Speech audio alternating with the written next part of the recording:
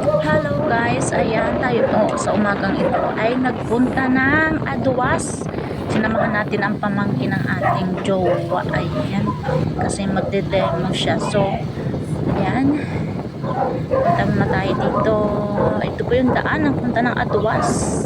Aduas Elementary School, Cabanatuan City. So habang tayo po ay papalapit sa school, ayan, tingnan natin kung ano po ang ganitong Aduas Cabanatuan City. Ayan po pala ang daan papunta ng Aduas. So ayan guys, tayo nakapamasyal minsan dito. So dyan po ay malapit na rin sa isa pang kanto ay ano na, yung Capitol, old capital na ng Cabanatuan. So ayan guys, malapit na tayo.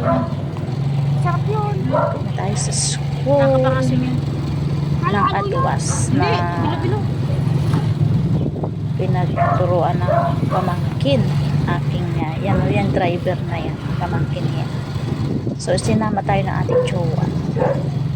Kaya ayan, nakapamasyal tayo ng elementary school ng Aduas.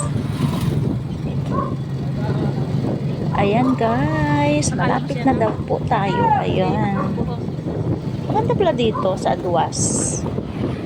So maganda po pala yung dahan. Aduas Cabanatuan City. Masarap mamasyal kasi umaga, malamig ang simoy ng hangin. Ayan, malapit na. Ayan na po ang gate ata.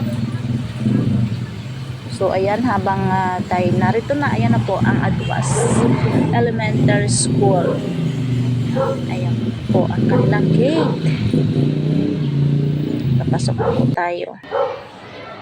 Ayan, dito na po. At habang tayo paparating sa loob ng school ay so ginaganap ang Women's Day every March of 3. Ayan, March 3 ginaganap. Ayan po ang Aduas Integrated School.